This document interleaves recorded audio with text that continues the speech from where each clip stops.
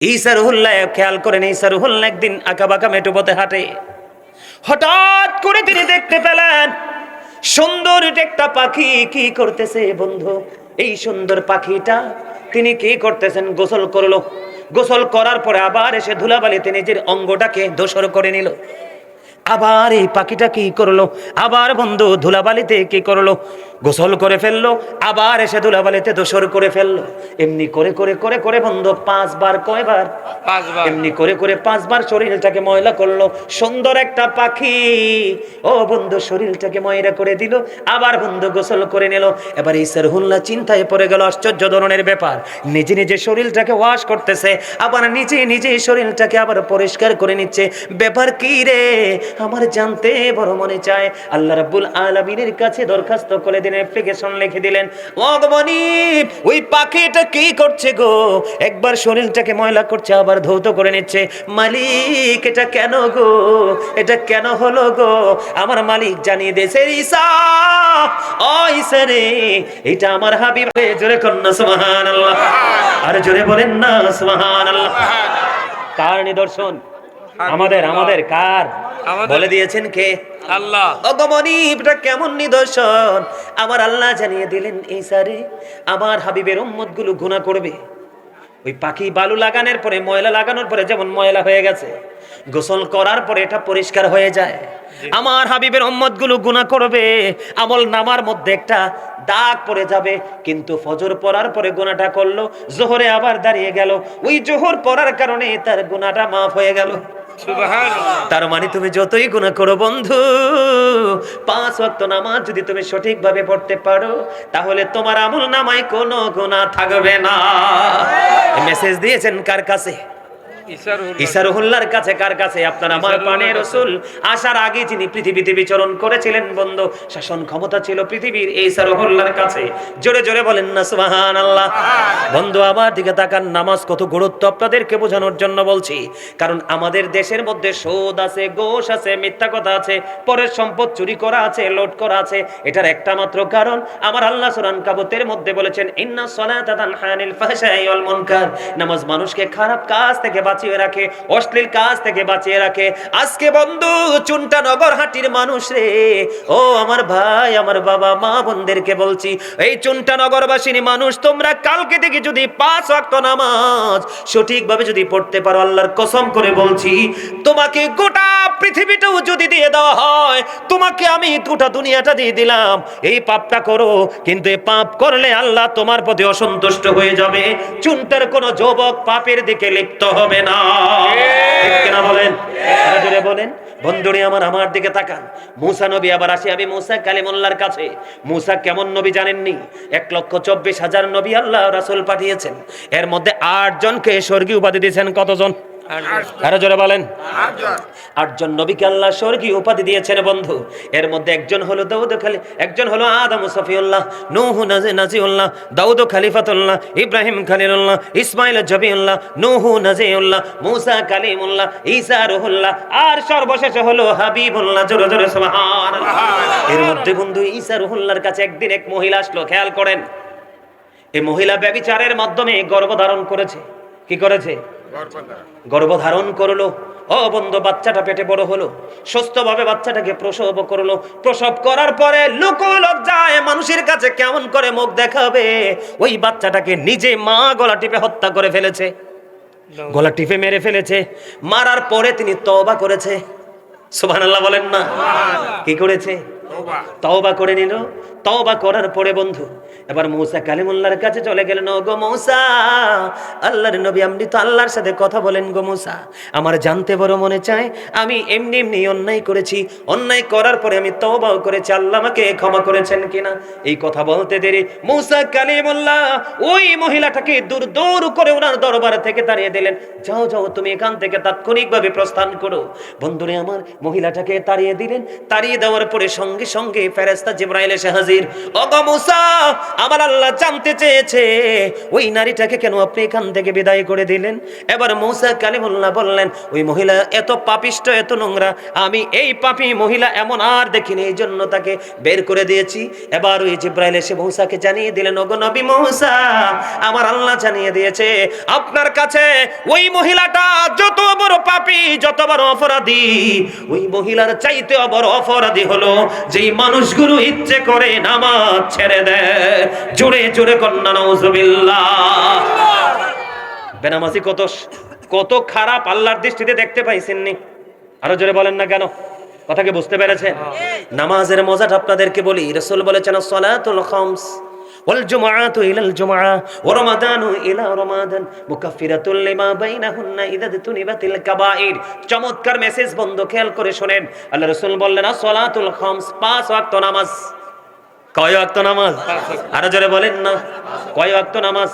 5 ওয়াক্ত নামাজ। ওয়াল জুমআতু ইলাল জুমআ, এক জুমা থেকে আরেক জুমা, মাঝখানে একটি সপ্তাহ। জি। ওয়া রমাদানু ইলা রমাদান, এক রমজান থেকে আরেক রমজান। খেয়াল করে দেখেন আল্লাহর বান্দাকে কেমন ভালোবাসে বন্ধু। তোমরা জানো না তোমরা কত সুন্দর, তোমরা জানো না তোমাদের গঠন প্রণালী কত সুন্দর। আমার আল্লাহ বলে দিয়েছেন, ফি আইয়ি সূরাতিম মা শাআ রাক্কাবাক। আল্লাহ ক্রিয়েটেড দ্য মাইন্ড। আল্লাহ বলেছে আল্লাহর মন মতো করে আমাদেরকে বানাইছে। জি। আল্লাহর ইচ্ছে মতো করে আমাদেরকে সৃষ্টি করেছে। বলেছেন কে? আরো জোরে বলেন। আল্লাহ রাব্বুল আলামিন এখানে একান্ত নয়, লাকাদ খালাকনাল ইনসানা ফি আহসানি তাকওয়িম, সূরা 3 এ বলেছেন আল্লাহ আমাদেরকে সবকিছুর চাইতে সুন্দর করে বানাইছে। আরো জোরে বলেন না সুবহানাল্লাহ।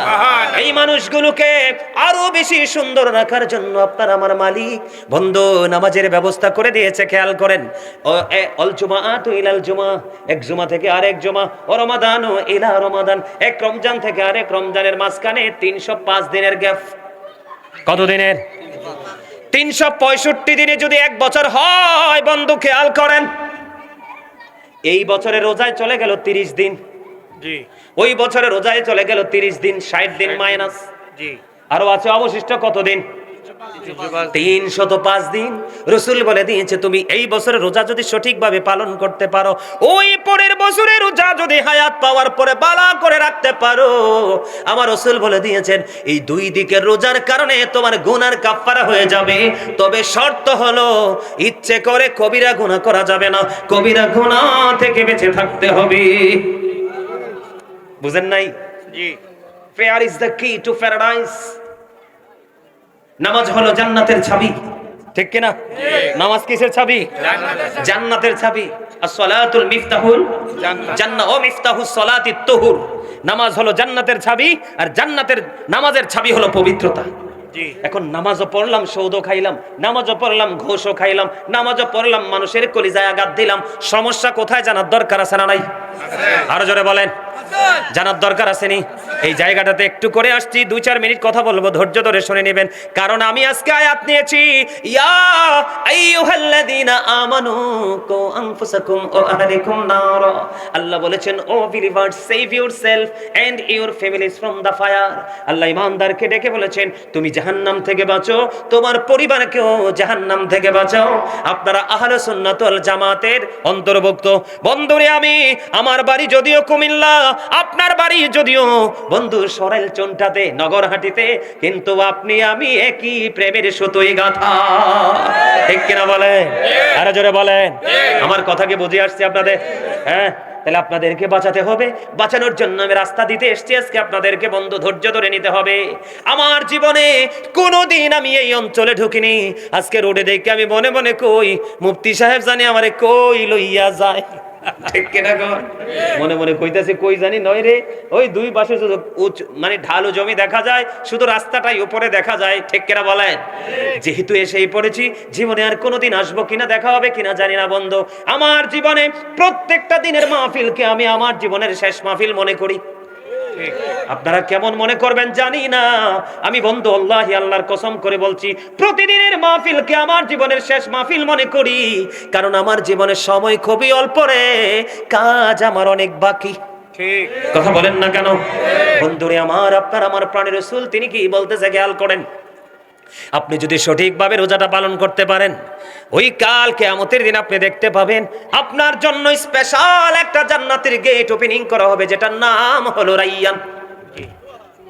শুধুমাত্র রোজাদারদের জন্য স্পেসিফিক ভাবে বের করা হবে বন্ধু। ওই পরিপূর্ণ রোজাদাররা এই জান্নাতের বাগান দিয়ে ঢুকতে থাকবে। রোজাদারদের ঢোকা শেষ হয়ে যাবে রে, অটোই ব্লক হয়ে যাবে। সুবহানাল্লাহ বলেন না? এবার বন্ধু, নামাজ কবুল না হওয়ার প্রথম কারণ হলো অপবিত্রতা। কি কথা বলেন না কেন? তবে মনে করে দেই বন্ধু, মান সাল্লাল বারদাইনি দাখালাল জান্নাহ।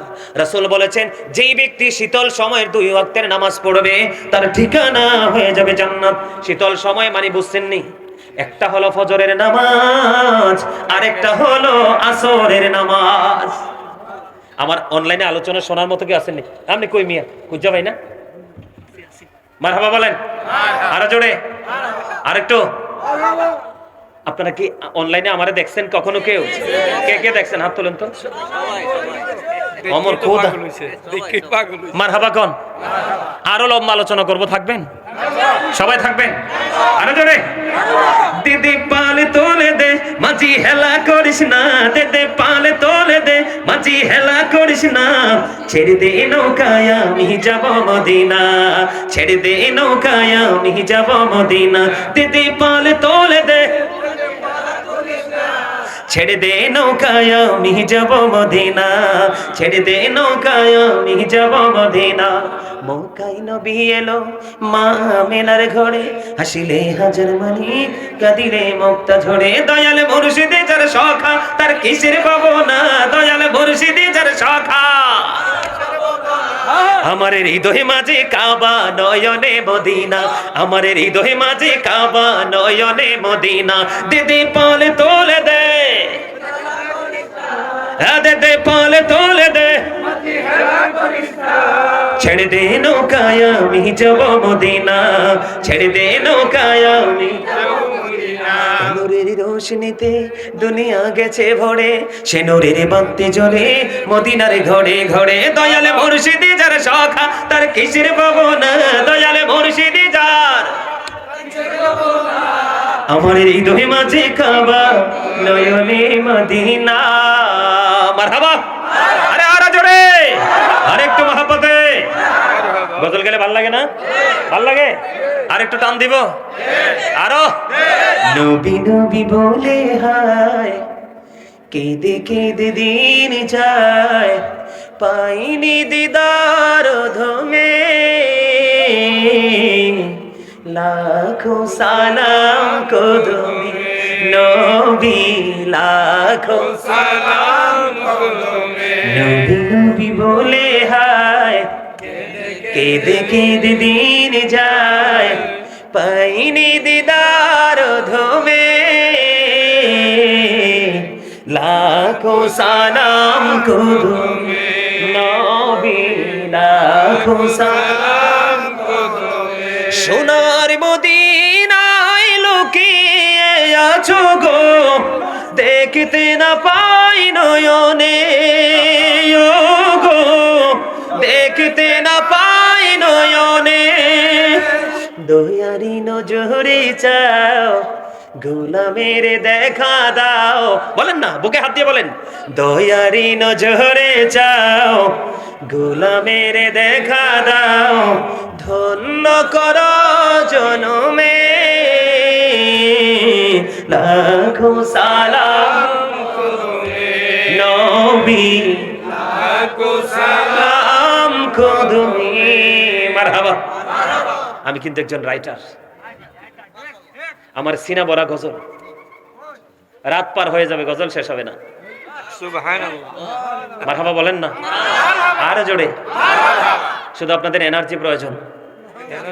মারহাবা বলেন আরো জোরে। আলোচনার বিষয়টা শেষ করতে হবে না? আমি তো জাস্ট আপনাদেরকে থিঙ্কিং ধারণা দিয়েছি, ঠিক না বলেন? যে নামাজ পড়লে আপনি কি হবে? পবিত্র হবেন, ভালো অন্যায় থেকে বেঁচে থাকতে পারবেন। কিন্তু নামাজটাকে কিভাবে পড়বেন আপনি সেটা জানার দরকার আছে না? মূল হলো ওইটা, ঠিক না বলেন? আমি ছোট্ট সময়ের মধ্যে বিষয়টাকে ক্লোজ করে দিচ্ছি, একটু খেয়াল করেন। প্রথমত কি? পবিত্রতা। আমি বলি যুবক ভাইরা, তোমরা আমার কথা যদি বলা হয় তোমরা আমাকে ধরবা। শুক্রবারে জুমা পড়ান না? এখানে আরো ইমাম সাহেব আছে না? আছে আছে তো? আছে অনেক। জুমার দিনে কি মুসল্লি সবার আগে আসে না পরে আসে? আগে আছে। পরে আসে। কিছু মুসল্লি তো আসে স্বাভাবিক সবার আগে, কিন্তু ম্যাক্সিমাম মুসল্লি জুম্মার দিনে সবার পরে আসে। আসে না? এই শুধু জুম্মা না, অন্যান্য সময়গুলো পর্যন্ত পরে আসার কারণে যে ক্ষতিটা হয় আপনার নামাজের, যে নামাজটা পরে আপনি কোনো ফল পাচ্ছেন না, সেটা হলো আপনি যখন তাড়াহুড়ো করে আসলেন মসজিদের আঙ্গিনায়, তখন আপনার কি প্রস্রাবের ব্যাগ হয়ে গেল। কি হয়ে গেল? প্রস্রাবের ব্যাগ হয়ে গেল। আপনি প্রস্রাব করে ফেললেন। প্রস্রাব করে নামাজের ইমাম সাহেব কিন্তু দাঁড়িয়ে গেল জামাত পড়ানোর জন্য। জি আপনি কিন্তু প্রস্তুত ইক্তাদায়িতু বিহাজাল ইমাম বলার জন্য, তাই না? তো এখন আপনি প্রস্রাব করে হুটহাট করে পানি খরচ করে আপনি দৌড়ে চলে গেলেন মসজিদে। আমি শিওর আপনার পবিত্রতা হয় নাই। পুরুষের প্রস্রাব অত সহজে ক্লিয়ার হয় না। ঠিক কি হয় না? ক্লিয়ার হয় না। এত সহজে ক্লিয়ার হয় না। হয় না। আজকে আমার ওয়াজের পর থেকে কালকে আপনারা ট্রাই করবেন। আমার কথা যদি ভুল হয় আপনি আমাকে ফোন দিয়ে বলবেন, গাজী সাহেব ভুল বলেছেন, আপনি মেসেজটা ভুল ছিল। আপনি প্রস্রাব করার পরে ম্যাক্সিমাম কিছু সময় আপনাকে হাঁটাহাঁটি করতে হবে, এক্সারসাইজ করতে হবে প্রস্রাব ক্লিয়ার হওয়ার জন্য। কারণ নামাজ হলো জান্নাতের চাবি, আর নামাজের চাবি হলো পবিত্রতা। আপনি নামাজকে নামাজ হিসাবে মালিকের দরবারে যদি আপনি তুলে ধরতে চান, তাহলে আপনার মাস্ট বি লাগবে পবিত্রতা। যেই পবিত্রতাগুলো লাগবে এর মধ্যে একটা হলো এই পবিত্রতা। আপনি বন্ধু যখন আপনি নামাজ পড়ে ফেললেন, যোগের পর যোগ, সময়ের পর সময় আপনি নামাজ পার করে দিলেন, মরে গেলেন। ও বন্ধু আমার দিকে তাকান, আমি কি বলতে চাই?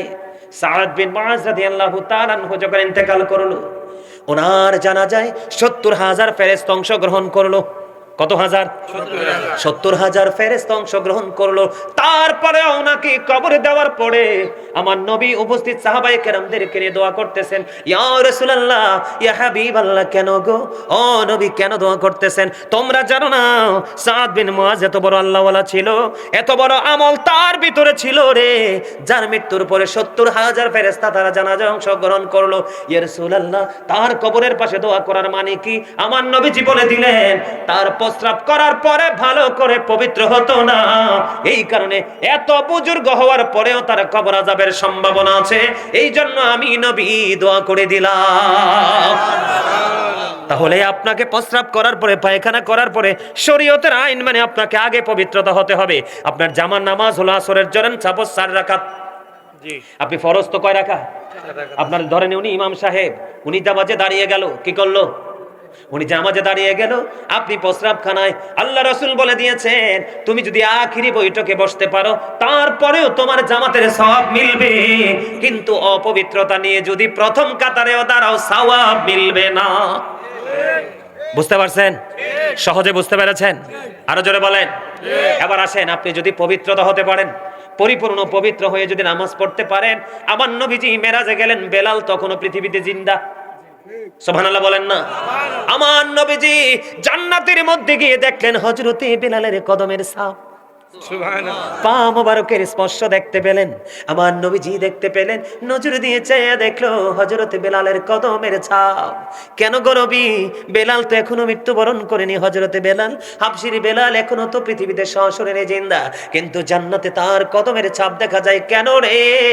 বেলাল সবচেয়ে বেশি পবিত্র হতে পছন্দ করতেন, সবচেয়ে বেশি সব সময় তিনি পবিত্র থাকতেন। জোরে জোরে কন্যা সুবহানাল্লাহ, আর জোরে বলেন না সুবহানাল্লাহ। বন্ধুরে আমার, এবার আসেন, এই গেল একটা সাবজেক্ট।